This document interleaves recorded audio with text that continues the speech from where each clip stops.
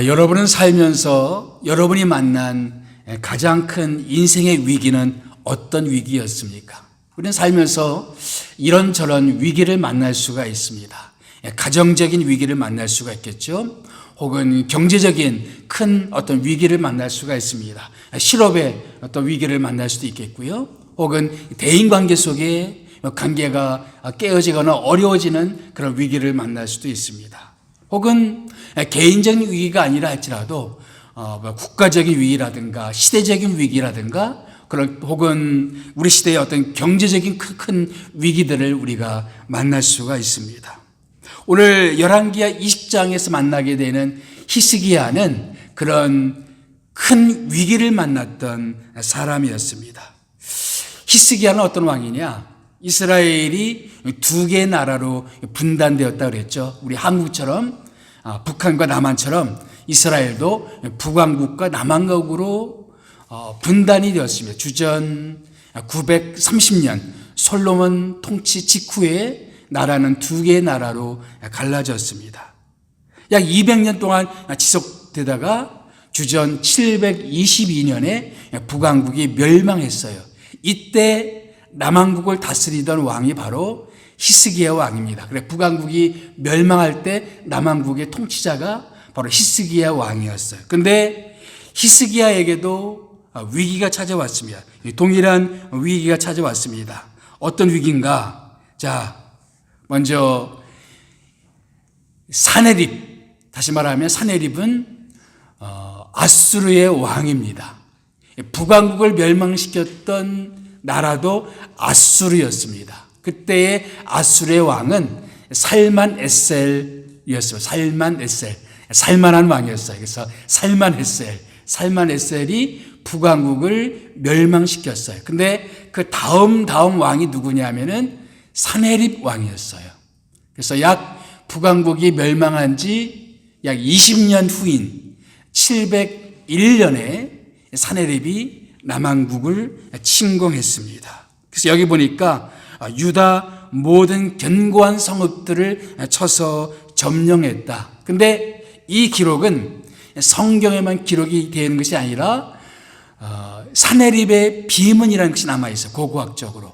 사네립의 비문에도 이 기록이 남아 있습니다. 그래서 사네립이 유다를 침공해서 46개의 요새 성읍을 점령했다라는 기록이 남아 있습니다. 여기 보면 모든 견고한 성읍이라는 것은 뭐냐면은 요새로 만든 성읍입니다.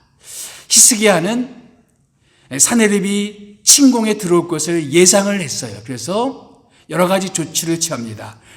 그래서 예루살렘도 요새화하고 그리고 여러 성읍들을 요새로 만들었어요. 그리고 지금도 여러분이 이스라엘에 지금 성지 순례하기 좀 어려운 때이긴 하지만 혹시 나중에 이스라엘을 성지 순례하게 되면 빠짐없이 가는 장소 중에 하나가 히스기야 터널입니다. 여러분 외국 군대가 성을 포위하게 되면 제일 큰 문제가 뭐가 되겠습니까? 식수입니다. 식수. 그래서 이 식수 수원에서 성 안으로 물이 들어올 수 있게끔 바위를 뚫어서 만든 터널이 히스기야 터널이에요.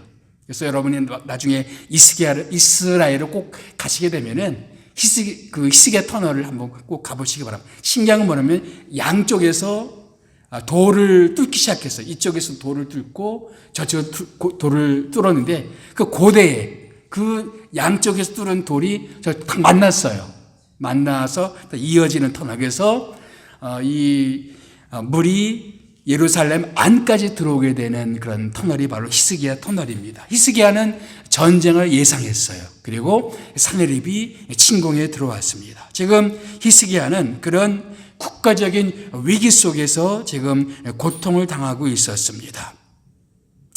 그래서 46개의 다른 모든 성읍들 다 정복하고 이제 예루살렘이 남았어요. 그래서 히스기야는 예루살렘만은 점령하지 않기를 원해서 전쟁 배상금을 어마어마한 전쟁 배상금을 지불합니다. 아수르 왕은 예루살렘 근처에 있는 라기스라는 그런 성에서 본부를 차려놓고 있었어요.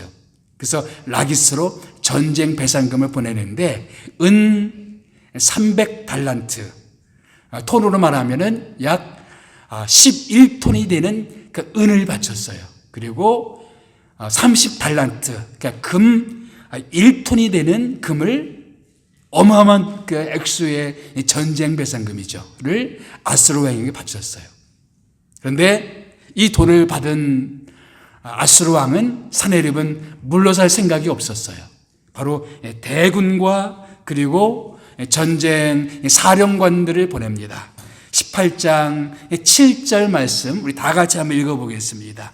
시작. 아수르 왕이 다르단과 랍사리스와 랍사게로 하여금 대군을 거느리고 라기스에서부터 예루살렘으로 가서 히스기야 왕을 치게 하며 그들이 예루살렘으로 올라가니라. 그러니까 여기 아수르 왕의 본부가 어디였어요? 라기스였죠. 라기스에서 대군을 보냈습니다. 그리고 여기 이름들이 나오는데 이것은 사람 이름이 아니고 직함입니다. 그래서 이 다르다는 최고 사령관을 뜻하고 있어요.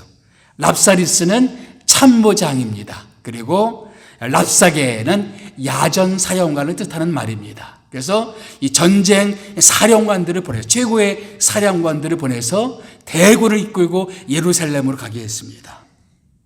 그리고 이제 랍사게가 그 아수르 왕의 말을 전하는데 결국 요지는 뭐냐? 18장 31절 말씀입니다. 18장 31절 말씀 보게 되면 아수르 왕의 말씀이 너희는 내게 항복하고 내게 나오라 라는 말씀입니다. 너희는 내게 항복하고 내게 나오라. 너희는 내게 항복하고 내게 오라. 그러니까 항복하기 전까지는 물러설 생각이 없다는 것입니다. 자, 위기였어요. 국가적인 위기였습니다. 북왕국이 아수르에 의해서 멸망을 당했는데 남왕국도 지금 아수르에 의해서 멸망당할 국가적인 위기 속에 지금 처해 있는 것입니다. 이 히스기야뿐만 아니라 우리들도 그런 시대적인 위기 혹은 국가적인 위기를 경험할 수가 있습니다. 지금 이스라엘은 한참 전쟁 속에 있죠. 또 북한은 어떻습니까? 북한은 이런저런 장난을 자꾸 치고 있죠. 우리에게 불안감을 계속 주고 있습니다. 우리가 호주에서 살고 있는데 여러 가지 물가라든가 이런 것들이 고공행진을 하고 있죠. 여러 가지 우리를 불안하게 만듭니다. 영적으로 어떻습니까? 영적으로 사람들이 교회에 대해서 복음에 대해서 참으로 냉담한 시기 속에 우리가 살아가고 있습니다. 영적인 위기입니다.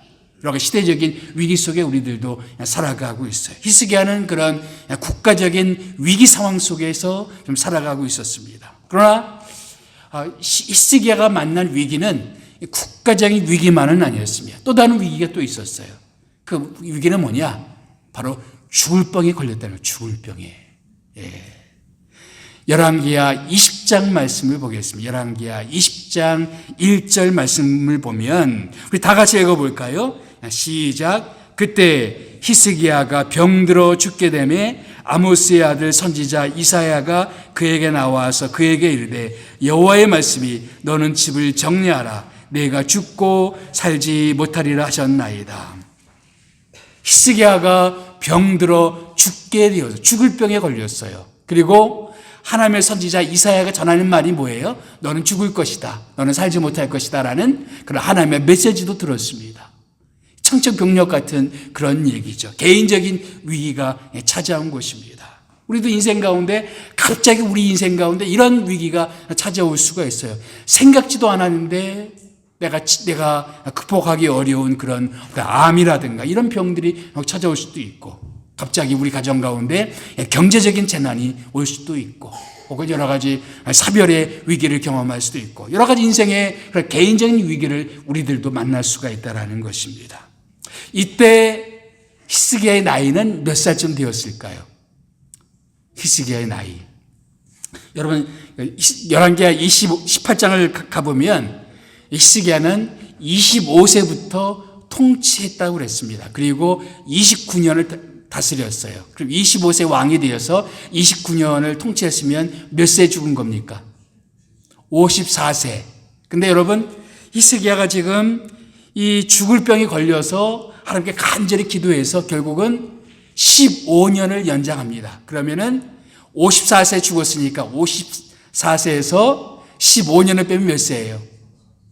39살. 그러니까 39살에 죽을 병이 걸린 겁니다. 그러니까 젊디 젊은 나이였죠. 젊은 나이에 죽을 병이 걸렸어요. 더군다나 왕이면 다음을 이을 후손이 있어야 되는데 아직 후손이 없었을 때였어요. 그러니까 그냥 그대로 죽으면 위기를 만나는 겁니다.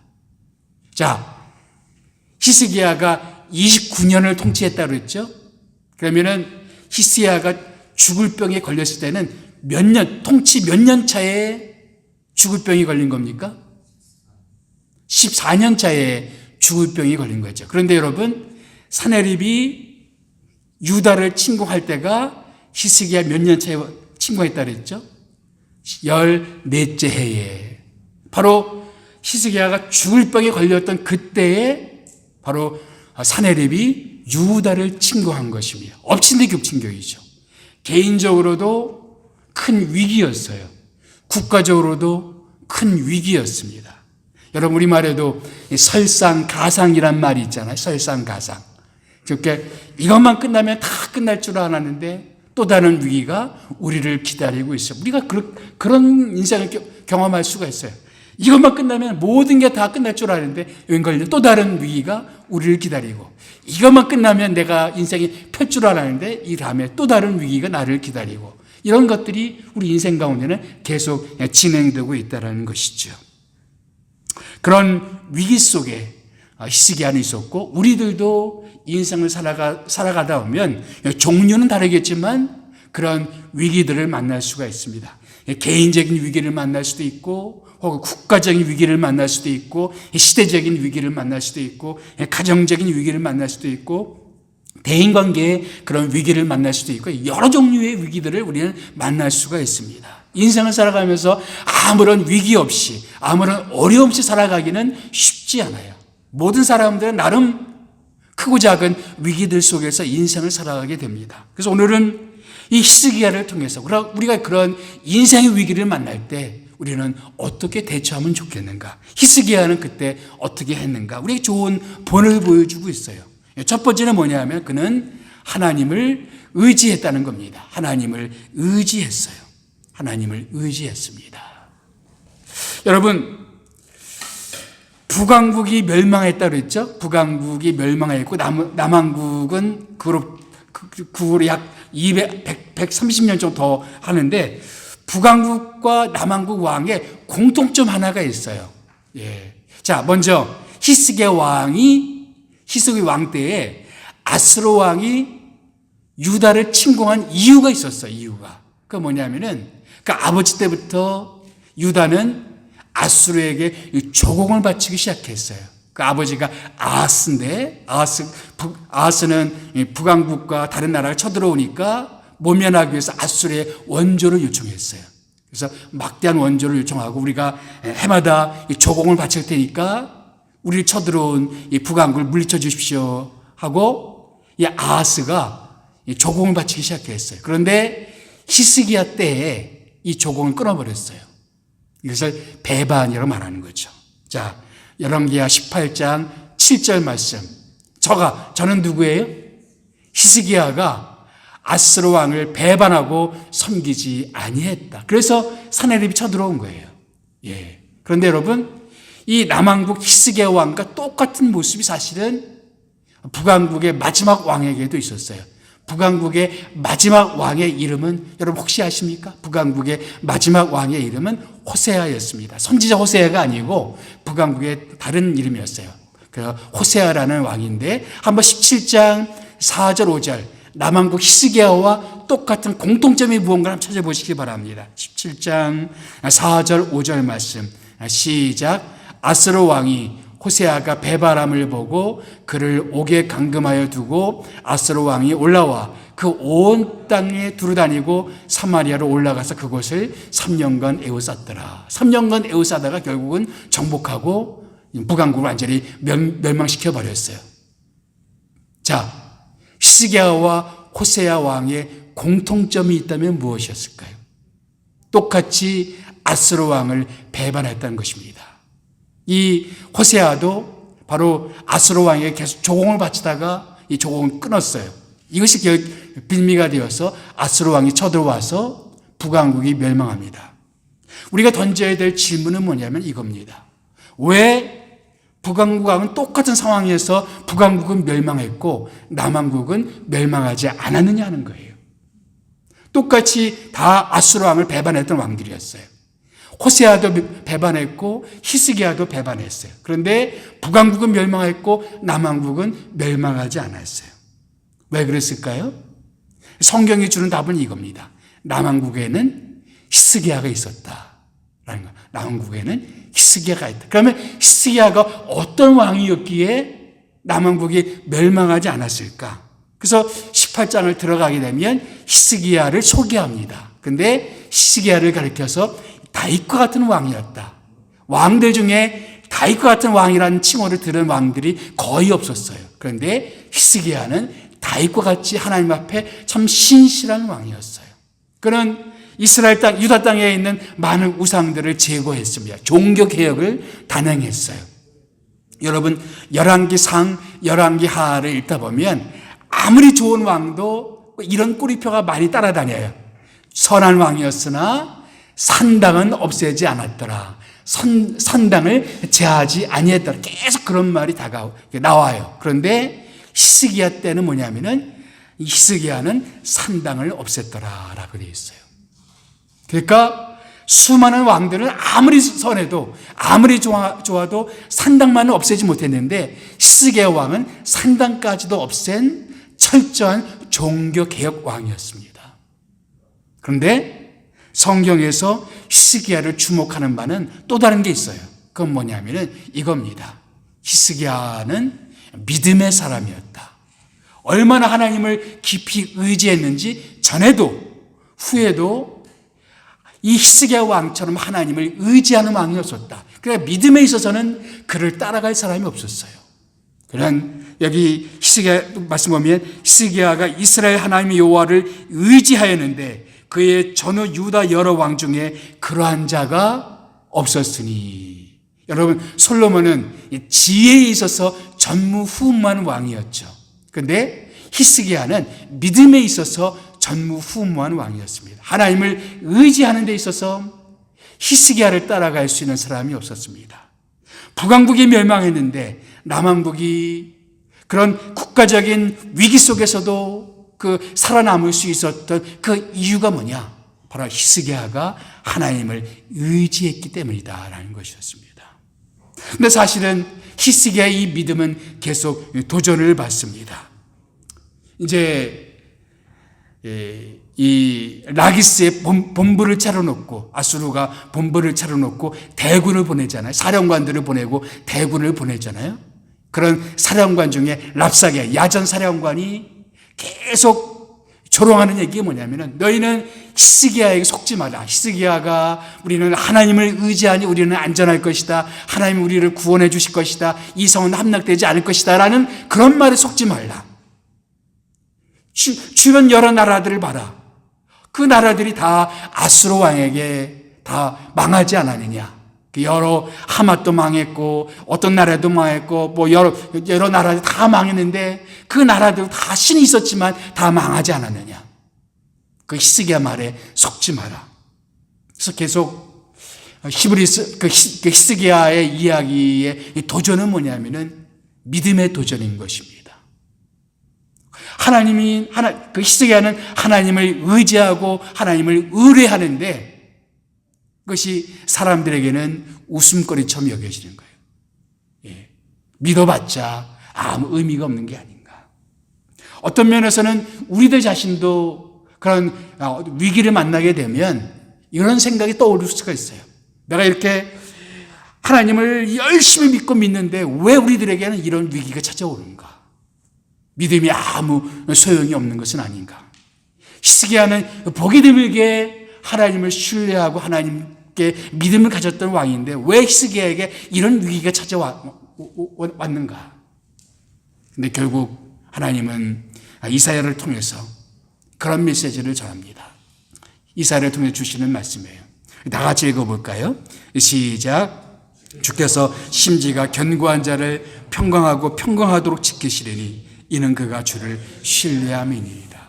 바로 히스기야 때 활동했던 선지자가 바로 이사야 선지자입니다. 그리고 이사야를 통해서 히스기야에게 이 메시지를 전합니다. 주께서는 심지가 견고한 자를 평강으로 평강하고 평강하도록 지키실 것이다. 이 성을 지켜주실 것이다. 이 성 가운데 진정한 평화를 주실 것이다. 심지가 견고한 자, 막 믿음이 흔들리는 자가 아니라, 막 믿음이 흔들려서 막 요동치는 사람이 아니라 견고한 믿음으로 계속해서 하나님을 바라보는 사람들을 하나님은 지켜주실 것이다. 이는 저가 주를 의뢰함입니다. 주를 신뢰함이니이다. 신뢰하는 자는, 하나님을 의지하는 자는 하나님이 지켜주실 것이다라는 메시지인 것입니다. 이것이 바로 우리가 위기를 만날 때 우리가 가져야 될 태도인 것이죠. 우리도 위기를 만날 수가 있죠. 근데 우리의 믿음이 막 흔들려요. 이때 우리 믿음의 시험이 있는 것입니다. 계속 믿음으로 나아갈 것인가? 아니면 다른 것들을 쳐다볼 것인가? 성경은 히스기야를 통해서 바로 하나님 말을 의지할 것을 우리에게 요청하고 있는 것입니다. 또 한 가지, 히스기야는 그런 위기를 만났을 때 뭘 했습니까? 하나님께 간절히 기도했습니다. 하나님께 간절히 기도했습니다. 자, 사내립이 쳐들어오자 하나님께 나아가서 기도합니다. 특별히 사내립이 처음에는 이 사령관들을 보내고 그리고 다시 편지를 또 히스기야 왕에게 보내는데 주변 여러 나라들을 봐라. 다 내 손에 망하지 않아. 너도 내게 항복하라라는 그런 편지.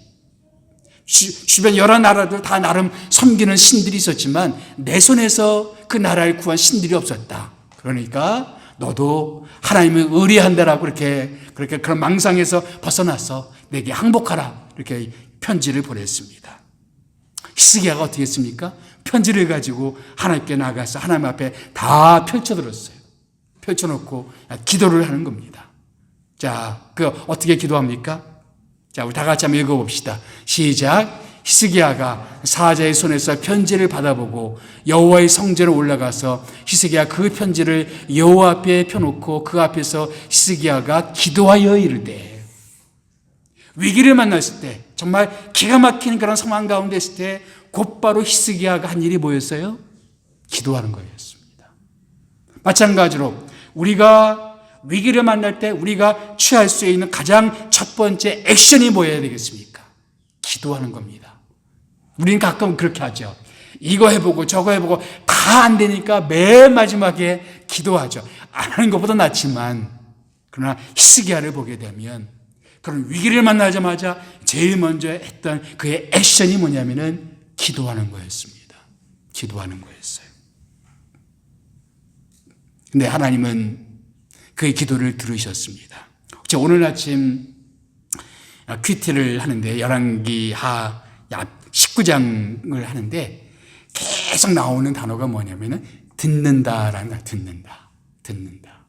히스기야가 그 사령관들의 이야기를 듣고 두려웠어요. 그러면서 하나님께 나아갑니다. 하나님, 이 사람들이 하나님을 조롱하는 이야기를 듣지 않습니까? 그러니까 하나님이 메시지가 들려와요. 내가 그 아수르 왕에게 어떤 소문을 듣게 하실 것이다. 그렇지만 아수르 왕이 또 편지를 보냅니다. 너는 내게 항복하라. 그러니까 이 히스기야는 또 하나님께 나아가서 기도합니다. 모든 것을 들으시는 하나님. 바로 이 사람들이 이런 모든 것들을 다 듣고 계시지 않습니까? 때때로 우리에게 들려오는 어떤 이야기들은 우리를 두렵게 만들 수가 있어요.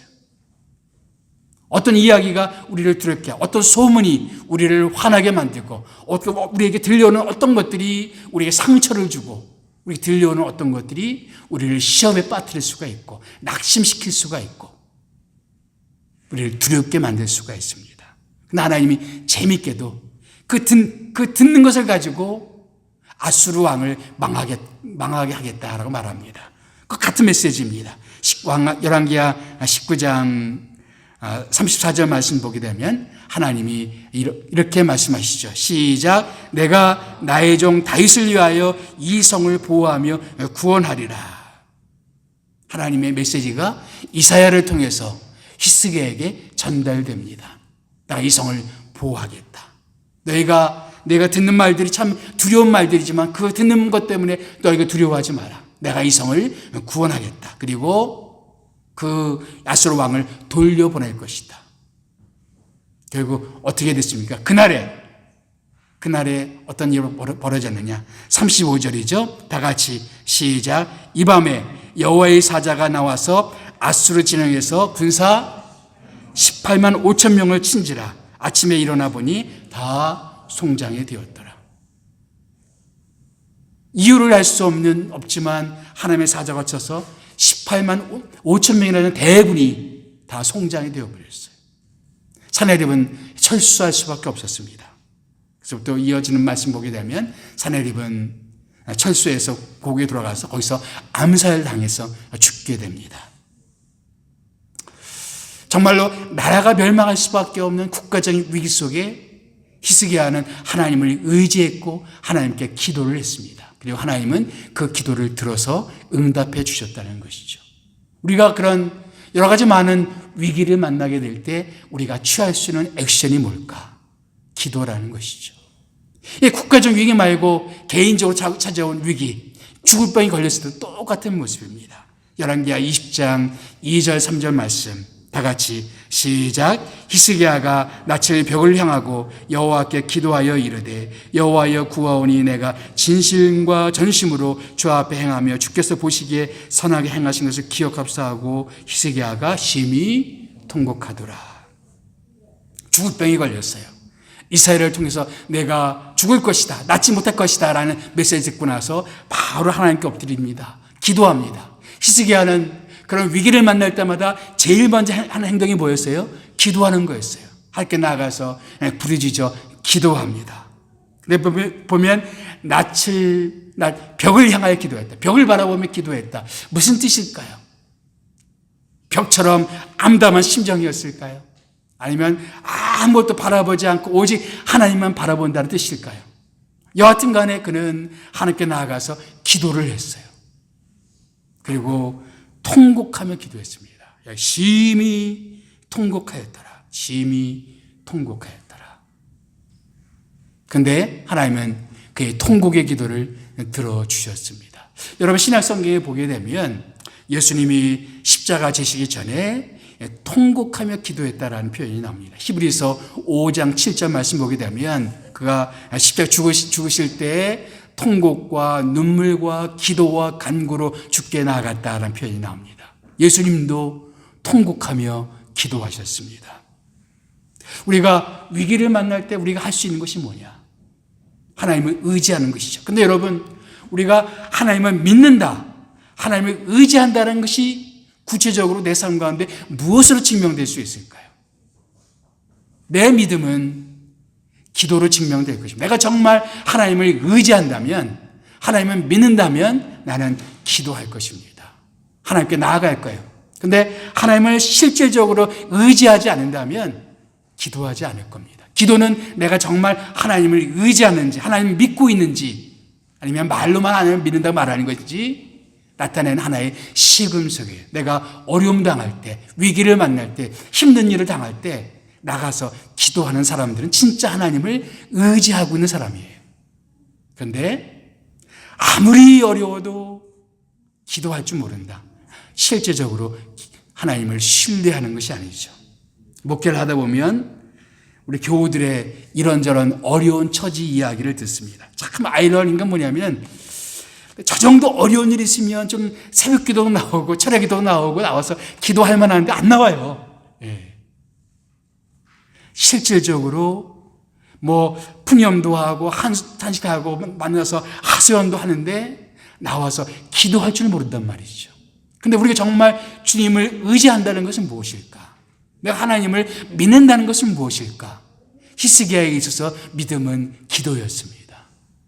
하나님께 나와서 통곡하며 기도하는 것이 그의 믿음이었어요. 그래서 하나님은 그의 기도를 들어주시죠. 그래서 15년을 더해 주십니다.